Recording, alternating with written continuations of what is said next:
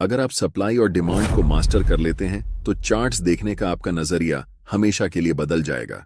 इससे आप सिर्फ प्रॉफिट ही नहीं बल्कि बड़े बड़े प्रॉफिट भी कमा सकते हैं। इस वीडियो में हम आपको यह सब चीजें बताने वाले हैं। अगर आप सप्लाई और डिमांड को सच में मास्टर करना चाहते हैं तो मेरा आपसे एक रिक्वेस्ट है कि वीडियो के किसी भी पार्ट को स्किप न करें। इस पूरे वीडियो में हम आपको बताएंगे कि सप्लाई और डिमांड क्या होता है, आपको इसे क्यों ट्रेड करना चाहिए, आप कैसे चार्ट्स पर सप्लाई और डिमांड जोन को ड्रॉ कर सकते हैं, और फाइनली आप इसे कैसे ट्रेड कर सकते हैं, एंट्री कैसे लेनी है और एग्जिट कैसे करना है। वीडियो के अंत में मैं आपके साथ मेरा खुद का तरीका शेयर करूंगा जिससे मैं सप्लाई और डिमांड को ट्रेड करता हूं, ताकि आप जान सकें कि मेरी स्ट्रेटजी क्या है। तो चलिए वीडियो शुरू करते हैं, जहां सबसे पहले हम basics of supply and demand जानेंगे। सप्लाई और डिमांड क्या है? बेसिकली सप्लाई और डिमांड एक एग्रेसिव सेलिंग और एग्रेसिव बाइंग होती है, बस इतना ही। एग्रेसिव बाइंग और एग्रेसिव सेलिंग हमें बताती है कि बड़े लोग या बिग बॉयज कहां पर मार्केट में इंटर कर रहे हैं और कहां से एग्जिट कर रहे हैं, और बिग बॉयज प्राइस को किस डायरेक्शन में पुश कर रहे हैं। कैंडलस्टिक पैटर्न को ध्यान से देखो। ये बड़े रेड कैंडल हमें बताते हैं कि यहां पर एग्रेसिव सेलिंग हुई है, यानी कि यहां बड़े वॉल्यूम्स और बड़े मोमेंटम शामिल हैं मार्केट को नीचे लाने में। अब नेक्स्ट चार्ट पर ध्यान दें। आप यहां देख सकते हैं कि यहां पर एग्रेसिव बाइंग हुई है, जिसका मतलब है कि बिग बॉयज बड़े वॉल्यूम और बड़े मोमेंटम के साथ प्राइस को ऊपर ले जा रहे हैं। इन्हीं दोनों चीजों को आपको देखना चाहिए जब आप सप्लाई और डिमांड को ट्रेड कर रहे होते हैं, क्योंकि ऐसे मोमेंटम हमें बताता है कि स्मार्ट मनी कहां पर मार्केट में एंटर कर रही है, मार्केट को किस डायरेक्शन में ले जा रही है और मार्केट से कहां पर एग्जिट कर रही है। और अगर आप छोटे छोटे कैंडलस्टिक्स को देखते हैं तो इसे सप्लाई और डिमांड एरिया नहीं समझना चाहिए। ये सारे स्मॉल कैंडल मार्केट के छोटे छोटे क्यूट बेबीज हैं, और ऐसे कैंडल के साथ न तो ज्यादा वॉल्यूम होता है और न ही मोमेंटम। आपको सप्लाई और डिमांड क्यों ट्रेड करना चाहिए? पहले मैं आपको बताना चाहता हूं कि मैं सप्लाई और डिमांड को क्यों ट्रेड करता हूं।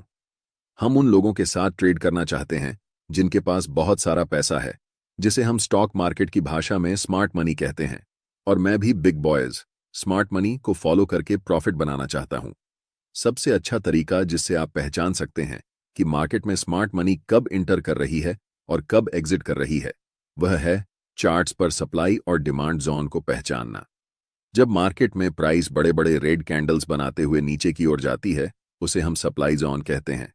और जिस लेवल से प्राइस बड़े बड़े ग्रीन कैंडल बनाकर ऊपर की ओर बढ़ती है, उसे हम डिमांड जोन कहते हैं। हम सिर्फ चार्ट पर बड़े मोमेंटम वाले कैंडल्स को देखेंगे जो हमें बताते हैं कि बिग बॉयज या फिर स्मार्ट मनी मार्केट में प्रवेश कर चुकी है। इस बात को हमेशा याद रखें कि हम रिटेल ट्रेडर्स हैं और मार्केट के बड़े प्लेयर्स के मुकाबले हमारे पास बहुत कम पैसे होते हैं। इन बड़े प्लेयर्स के पास 500 करोड़, 1000 करोड़, 2000 करोड़ जैसी बड़ी रकम होती है। चार्ट्स को ध्यान से देखो। ऐसे मोमेंटम को देखने के बाद आपको पता चल जाता है कि बड़े प्लेयर्स, जिन्हें हम स्मार्ट मनी कहते हैं, इस लेवल पर मार्केट में प्रवेश कर रहे हैं। तो मेरा आपसे सवाल है, क्या आप ऐसी जगह पर खरीदना चाहोगे? अगर आपका जवाब नहीं है तो आप मार्केट में हमेशा के लिए लूजर ही रह जाओगे।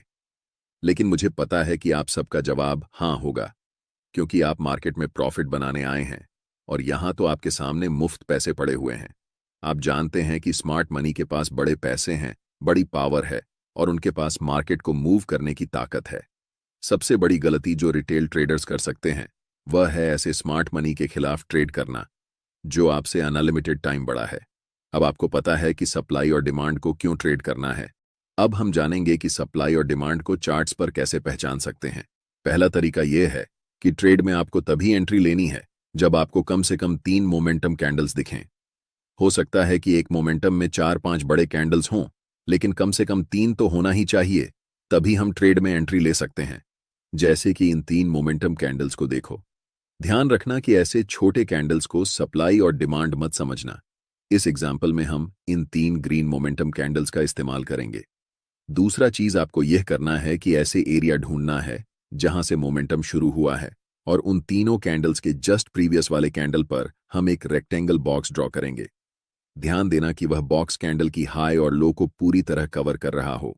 अब जो आपको चार्ट्स पर यह रेक्टेंगल एरिया दिख रहा है, ये पूरा एरिया एक डिमांड जोन है। और अगली बार जब भी प्राइस इस जोन में आएगा, तब यहां से आपको बाय ट्रेड में एंट्री करनी है।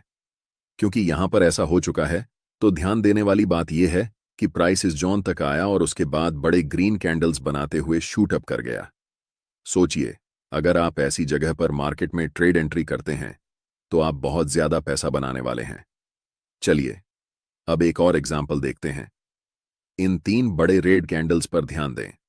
यहां पर हमें इन कैंडल्स को सिलेक्ट करना है और इन 3 कैंडल्स के प्रीवियस कैंडल की हाई और लो को टच करते हुए राइट साइड की तरफ खींचते हुए एक रेक्टेंगल बनाना है। यह रेक्टेंगल एरिया एक स्ट्रॉन्ग सप्लाई जोन है, इसलिए हमें वेट करना है कि प्राइस दोबारा इस सप्लाई एरिया में आए। और जैसे ही प्राइस सप्लाई जोन के पास आती है, मैं चाहता हूं कि आप ध्यान से देखें कि क्या होता है। प्राइस इस जोन में आने के बाद थोड़ा कंसोलिडेट होती है और फिर एक स्ट्रॉन्ग रेड कैंडल बनाते हुए नीचे चली जाती है। यहां पर प्राइस लिटरली इस सप्लाई जोन के पास आने के बाद कोलैप्स कर जाती है। इससे आप सीखते हैं कि सप्लाई और डिमांड जोन को चार्ट्स पर कैसे पहचानते हैं। अब हम जानते हैं एक और मेथड, जिसे हम कंसोलिडेशन मेथड कहते हैं। इस चार्ट पर नजर डालें। यहां पर प्राइस एक टाइट रेंज में ऊपर नीचे हो रही है, जिसे हम कंसोलिडेशन जोन कहते हैं। अब हम एक रेक्टेंगल टूल लेंगे और इस पूरे कंसोलिडेशन जोन को कवर करते हुए राइट साइड की तरफ रेक्टेंगल को ड्रॉ करेंगे। ध्यान से देखिए कि प्राइस इसके बाद क्या करती है। प्राइस इस कंसोलिडेशन जोन को तोड़ने के बाद रीसेट के लिए ऊपर जाती है और जैसे ही वह रेक्टेंगल बॉक्स को टच करती है, प्राइस वहां से नीचे की तरफ आने लगती है। तीसरा मेथड है आपको ऐसे एरिया को खोजना जहां पर मैक्सिमम नंबर में कैंडल्स की लंबी विक्स हों। चार्ट्स पर विक्स का बनना हमें बताता है कि प्राइस उस लेवल से रिजेक्ट हो रही है और ऐसे लेवल को मार्केट में रिजेक्शन लेवल कहा जाता है। जहां पर मल्टीपल लॉन्ग विक्स वाले कैंडल्स बने हुए हैं, वहां क्या करेंगे कि रेक्टेंगल टूल सेलेक्ट करके इस पूरे विक्स वाले कैंडल्स को कवर करते हुए रेक्टेंगल बॉक्स को राइट साइड की तरफ खींचेंगे। आपको दिखेगा कि अगली बार जब प्राइस इस लेवल पर आई तो प्राइस यहां से बड़े बड़े ग्रीन कैंडल्स बनाते हुए शूट अप कर गई। इसे हम कह सकते हैं कि यह एक बहुत ही स्ट्रॉन्ग डिमांड जोन है।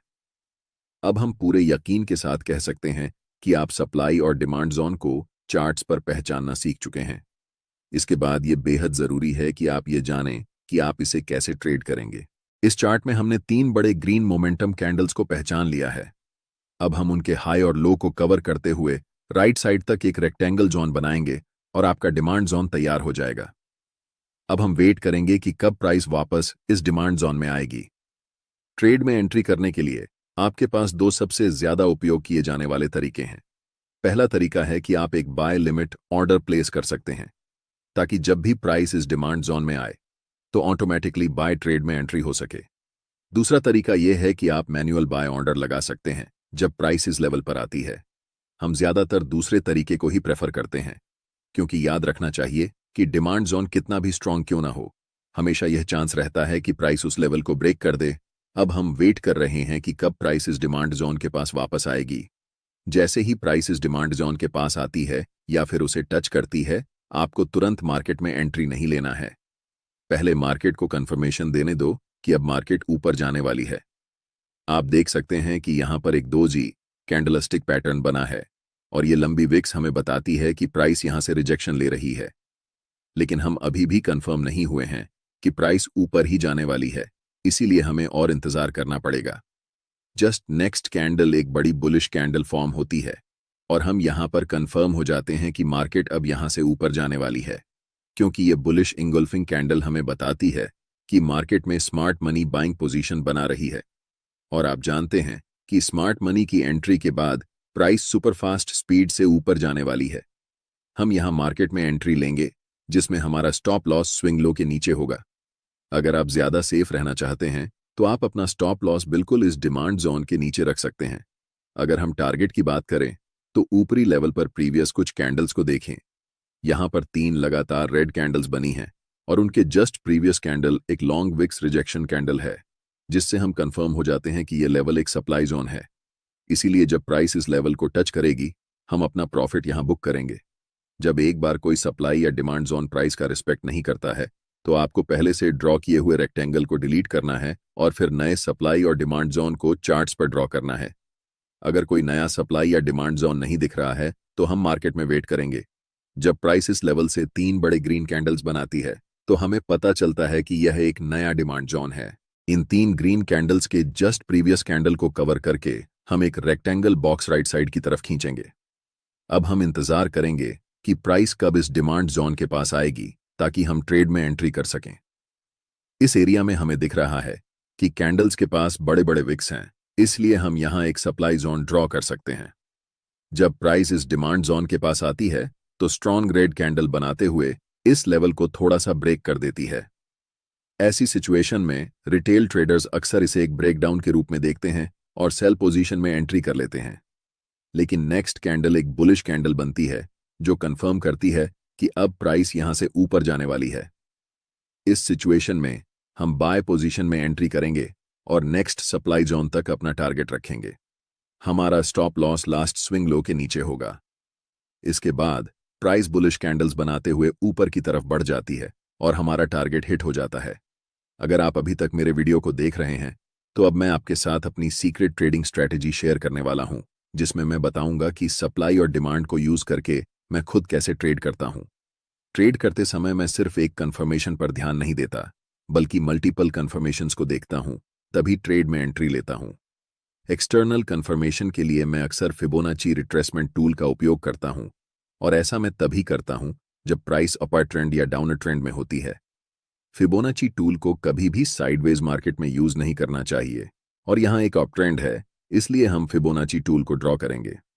फिबोनाची टूल में रिट्रेसमेंट को ट्रेड करने के लिए 0.5 और 0.61 लेवल सबसे अच्छे होते हैं। इसलिए जब प्राइस इन दोनों लेवल्स के बीच आती है और एक बुलिश कैंडल बनती है तो हम कंफर्म हो जाते हैं कि प्राइस अब यहां से ऊपर ही जाने वाली है। मल्टीपल कंफर्मेशंस के बाद हम बाय पोजीशन में एंट्री लेते हैं, जिससे मेरे ट्रेड्स का विन रेट एवरेज ट्रेड्स से ज्यादा रहता है। अगर आपको यह वीडियो पसंद आया है तो वीडियो को लाइक करें और चैनल को सब्सक्राइब जरूर करें ताकि आप फ्री में प्राइस एक्शन सीख सकें। वीडियो को अंत तक देखने के लिए आप सभी का धन्यवाद।